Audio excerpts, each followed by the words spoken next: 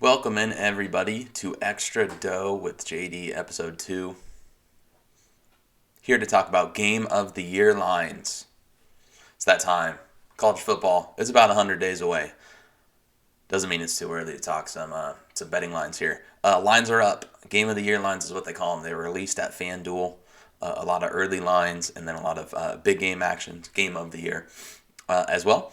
It's a great talking point, so we're going to get right into it. These lines are obviously going to fluctuate. Information's going to change. I'm basically going to go over my thoughts on some of the matchups, the big matchups, lines I think are off. I'm not hitting every game, otherwise it'd be a 3-hour podcast. But that's what I'm looking to do here. Videos brought to you by Daily Bread Media. That's where this video is posted. It's on their channel. They're doing great stuff there. So like, comment, subscribe. It means a lot to support this video. Other than that, it's also brought to you by Prize Picks. Down here at Prize Picks. Prize Picks is where it's at. Use promo code Yonke, YONKE. That's my last name. Get 100% instant deposit match up to $100 on your first deposit. Free monies. All right. Let's get right into it. First lineup, West Virginia, plus 6.5 versus Pitt. I think this line's off. Game of the year. We're talking West Virginia, Pitt. What's going on here? Yeah, we're going to build up into it. I think Pitt loses a ton. I think this line is too wide. I don't think Pitt should be close to a touchdown favorite. I think this line should narrow. I know West Virginia is a team that's better at home than they are on the road, but I have reasons for concern with both teams, which means if the spread is too wide, it's going to make me lean towards the underdog. Basically, Pitt, I have red flags, man. They lose a ton. Jordan Addison, I'm sure you've heard all the drama with him. One of the best receivers in college football last year. He's in the portal, has not announced his destination, but he's gone. And I don't think I can overstate how big of a loss this is. I know it's just one player, but they lost more than just him. It's a huge loss. He's truly one of the best wide receivers in college football, if not the best. Kid is a stud. Going to be a first-round pick. He made Kenny Pickett a lot of money. A lot of money. A lot of that was due to Jordan Addison. Roll the tape. You'll notice Jordan Addison immediately. Other than that, Kenny Pickett, he's gone for the NFL. There goes your star quarterback. Mark Whipple, your offensive coordinator, he's the one that really made this offense go. It wasn't Pat Narduzzi. It wasn't Narduzzi. He's an old school guy. He wasn't the one making this offense rank number 4 in the entire country. Number 3 scoring-wise. Number 3 scoring offense. He left for Nebraska under kind of suspicious circumstances, shall we say. This offense is going to take a step back for sure. That's what made this team great. They've always had the defenses. They've always had the defensive line, right? And they lose some pieces there as well. But they reload pretty good on that side of the ball, so I'm not that worried. The passing offense is what made this team great last year, and there is significant reason for concern on every level, coaching, quarterback, wide receivers, you name it. So I think they're going to revert back to some of Narduzzi's old school ways. This seems like too many points. It's not that I have anything super positive to say about West Virginia. They're not great. They're not doing terrific under Neil Brown. What I will say is I think they're going to upgrade offensively. Jarrett Doege, the current leader in passing yards in the FBS, he's finally gone. And that's an upgrade. Significant upgrade. JT Daniels at quarterback. They got him in the transfer portal. Big ad. He's going to fit perfectly. He reunites with Graham Harrell as his offensive coordinator from their time together. Brief time together at USC. I think the passing offense is going to be much improved. Even though I'm not a huge Graham Harrell fan, it's still going to be much improved. I don't think the betting market's accounting for that. I think West Virginia has value. Next up, Utah versus Florida. If you watched episode 1, you're saying, oh no, here he goes, talking about Utah again. I'm not going to go too long in Utah. I'm not going to reiterate all my points. Watch the first episode, Pac-12, future odds, if you want my full thoughts. I just think Utah's always underrated. I think they're very well coached. They're underrated. I don't think they should be underdogs. I get you have to go to the Swamp. I could see this being a very close game. I think it's going to be a fantastic game. This is really good. I think Florida did make a good hire in Billy Napier. I think long run, That's something I'll mention a lot here is where these coaching hires, I think, get overrated a little bit, especially near the beginning of the year, where I just don't expect to see results right away. Guys like Dan Lanning, guys like Marcus Freeman, Billy Napier. I think it's a good hire. I mean, Utah went to the Rose Bowl. They were the Pac-12 champion. They're a damn good team. I get they're on the Pac-12, so nobody wants to give them respect, but it's not like Florida's a top dog in the SEC this year by any means. I think it's going to take some time to get over where Dan Mullen left this roster. It has a lot of holes. Whether you want to call it a recharge, whether you want to call it a rebuild, call it whatever you want it. But Florida's got some work to do. They only returned 11 starters overall, 6 offensively, 5 defensively.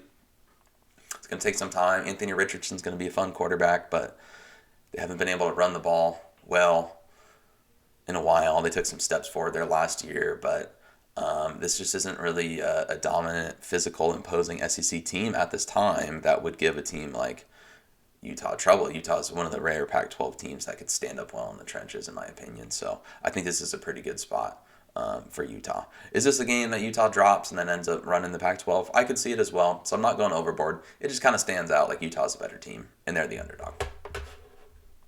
All right. Alabama versus Texas. Alabama's minus 15.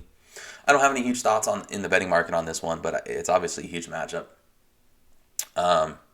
This spread feels right to me. I'll start with Alabama. I think this offense is actually possibly going to take a while to click. So when I initially see this number, I'm a little concerned with offenses I think are going to take a while to gel initially or possibly take a step back. I understand they're Alabama. I understand that. They're still going to be an amazing offense. They got transfers. They got Jahmyr Gibbs. Obviously, they still have Bryce Young. They have 5-star, 325-pound behemoths at every spot in the offensive line. But they do miss some pieces. They're not going to be full go juggernaut at the beginning of the year. I don't expect. They do. My main concern, they lose. They have 3 new starting wide receivers in there. That's a concern for me. That being said, Texas couldn't stop giving up touchdowns to Kansas a year ago. They're not exactly the best defensive unit you've ever seen in your life. So I think I'd be more inclined to target the over here as soon as that's released. It's not up yet, as opposed to a side. I think Texas's offense is seriously no joke. They're no joke whatsoever. Steve Sarkisian's an offensive-minded guy. Quinn Ewers in the transfer portal at quarterback. This kid has tremendous potential. This early in the season playing Alabama, that's a really tough task, especially with the offensive line. The Texas offensive line was not good a year ago. They recruited extremely well and have made strides there going forward. But do we see that immediate results? You're going to put a bunch of true freshmen in there, late enrollees against Alabama, and have a lot of success against Will Anderson and company. I don't see that happening. And I think that is the real story of this game is where I end up. I will say Texas's skill talent is right up there with anybody. Bijan Robinson's the best running back in the nation. Xavier Worthy, he's a superstar at wide receiver. Isaiah Nair is probably the best wide receiver you've never heard of. Unless you're a college football diehard, you probably never heard of him. Transferred in from Wyoming. You get transfers like Jaleel Billingsley at tight end. Ajayi Hall transferred in from Bama as well, providing some depth at wide receiver. And that's not even to mention the potential addition of Jordan Addison. Sounds like he might go to Texas. Them, USC most likely. Bama outside chance. But they are absolutely loaded. I don't think much of that matters once you start looking at how poor this offensive line played a year ago and start looking at Bama's strength. I think that's a tail of the tape. It would make me lean towards Bama against the points, and it might caution me over and under. I think if this one opens anywhere in the low 60s to high 50s, I still think I want a piece of that. So we'll see where that one opens. These ones always get hit hard. These game of the year, especially those totals, as soon as they're released, they always move a couple points. So it depends where it opens, but potentially an overplay there. All right, next up, Notre Dame, plus 13.5 against Ohio State. This is one of those lines. It looks wide at first, but then you take a closer look, and there's for sure reason money is coming in on Ohio State, and I think I agree with that side here. Full disclosure, I do pull for Notre Dame. I have family who went there. I am a fan, I think, of the Marcus Freeman hire long term. I think the initial recruiting efforts are fantastic. Pushing for that number one spot in 2023, that's obviously great. But that's long term stuff, right? That's not immediate dividends. We have a 1 game sample size of Marcus Freeman as a head coach, and yes, I understand it was in a bowl game, and who cares about bowl games? But the team did not look good against Oklahoma State. I'll say that much. He has no previous head coaching experience. He has coached at spots where he has great defenses, Cincinnati for a brief stint, and then Notre Dame for a 1 year stint. I believe in everything he's building culture-wise. I believe in his recruiting. I believe in him as a coach. I think he's awesome. Everything he says is awesome. But that's something that influences the betting market more than it should, especially week 1 when you're playing Ohio State, in my opinion. So I agree with the early money. This team is still 93rd in returning production, Notre Dame. They didn't really, and a lot of times you see returning production and people scoff at that. They say in this era of the transfer portal, it doesn't mean the same thing. Yeah, but Notre Dame didn't really fill a lot of those holes in the transfer portal, in my opinion, other than at safety. They're 113th in returning production offensively. They lose their quarterback. They lose their star running back, Kyron Williams. And they have huge questions at wide receiver. So there's questions everywhere offensively. The offensive line should be a strength. It always is at Notre Dame, but it was terrible to begin the season a year ago. So I think, they'll be stronger like they were to end the year, but it's questions everywhere. They haven't been recruiting anywhere near you should be at the level at wide receiver. They don't have the depth there you need in a matchup like this. I think it's going to be painfully obvious against Ohio State. They don't have the bodies out there right now. They're expected to return more healthy, right? Avery Davis returning to health. Joe Wilkins hopefully returning to health after that, but it's question marks, huge question marks everywhere. Tyler Buckner at quarterback, he's a young kid. He's got a lot of promise. That's the first thing I think of when I see this matchup. Oh my God, Buckner going in there against Ohio State with those wide receivers. He's got a long way to go. Very tough spot, obviously, to open the season. Ohio State's going to be a well-oiled machine. C.J. Stroud going to push for the Heisman. Jackson Smith and Jigba going to be arguably the top wide receiver in the nation. Travion Henderson, arguably the top running back. They're going to do damage here. So yeah, I think Ohio State probably rolls. I hope not. I mean, Notre Dame, they love to surprise. They play good defense, but yikes. All right, next up, Baylor plus 1.5 against BYU.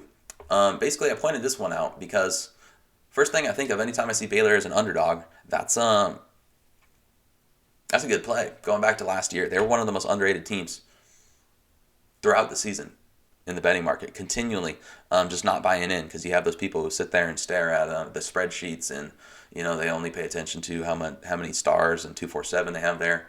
And Dave Aranda, we don't have a lot of data on him as a head coach, but what we do have now I think is overwhelmingly positive. Nothing bad to say about the way he's building that program whatsoever. It makes me, anytime I see them as an underdog, immediately take note. Reasons I would be a little cautious, I'm not sure I'm going to hit this opener. I like what BYU is doing too. I think they're also underrated. I think they're in a similar boat to Baylor, honestly. Baylor loses a ton defensively, 113th in returning production on that side of the ball, and those are big losses. You saw a lot of those guys drafted, Jalen Petrie, etc., right? Big names, Bernard at the linebacking position, like stars on the defense. They lost most of their stars.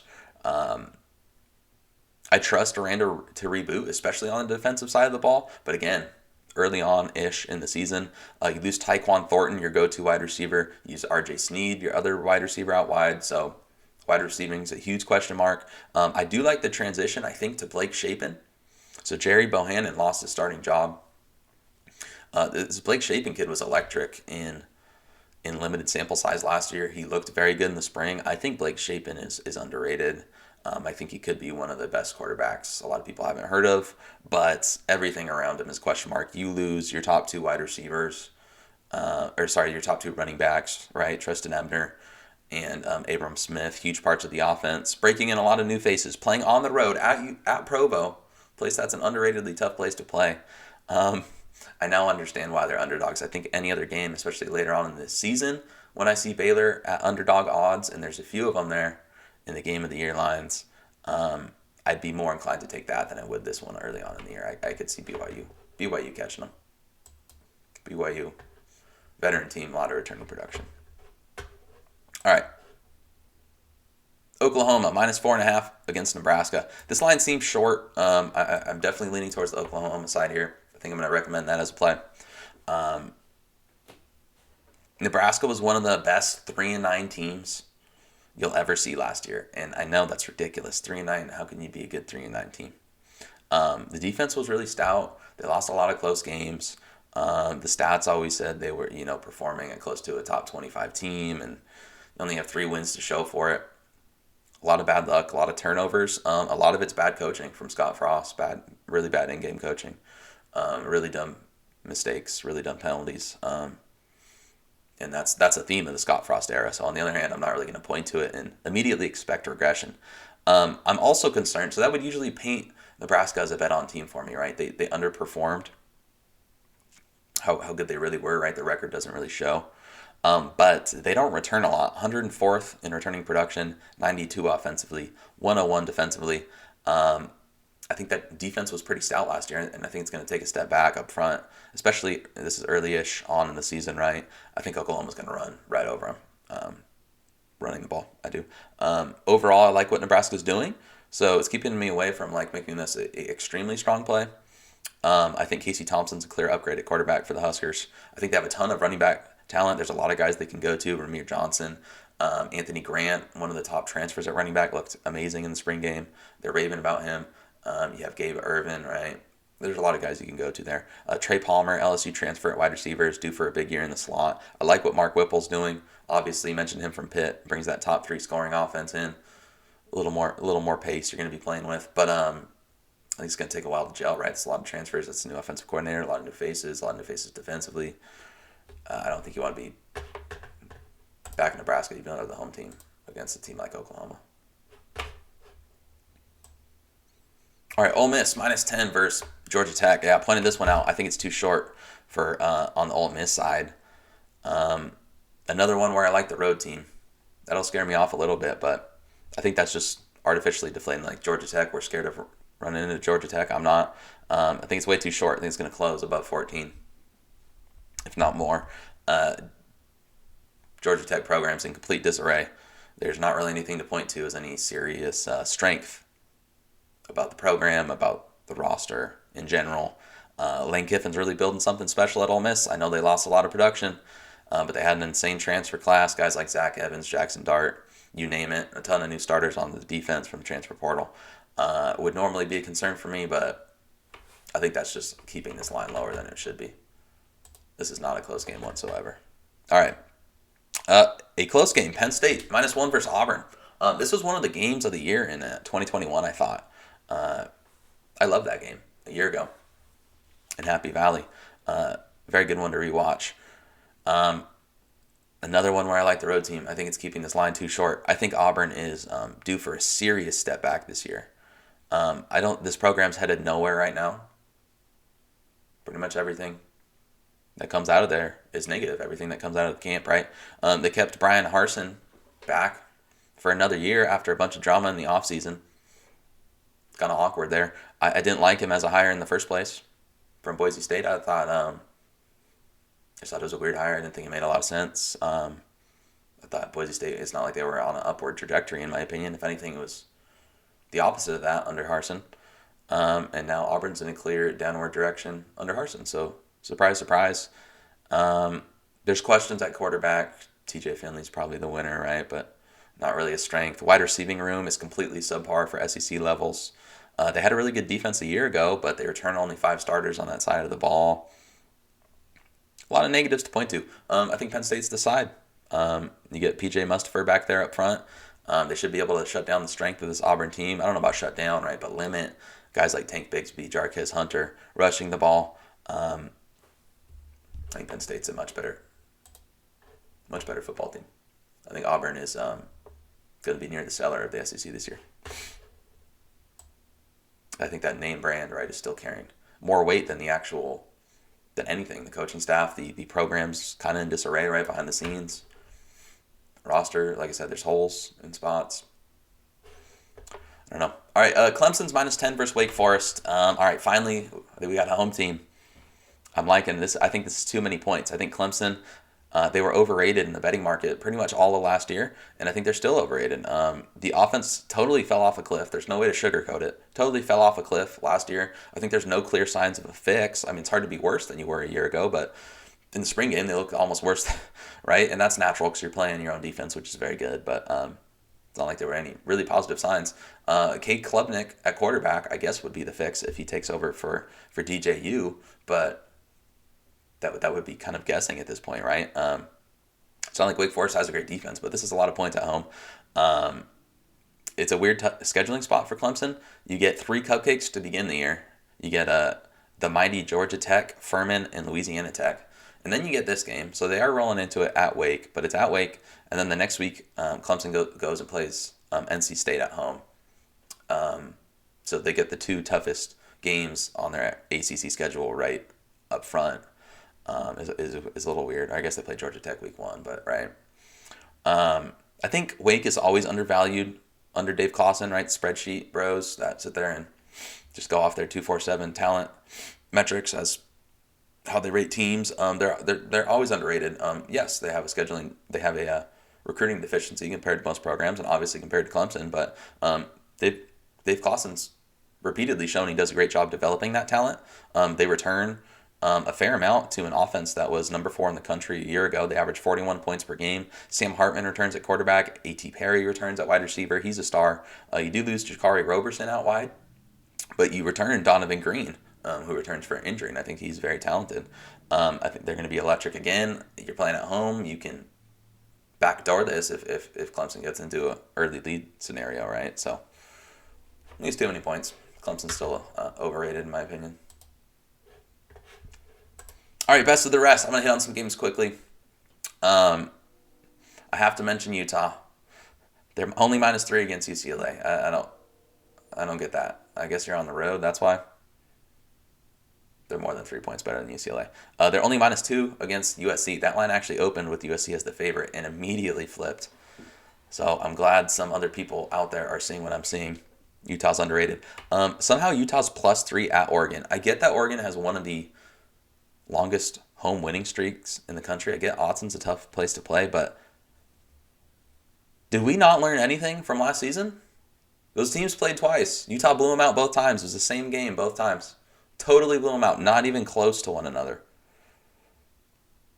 And now Oregon's a 3-point favorite. That's interesting. Yeah, interesting.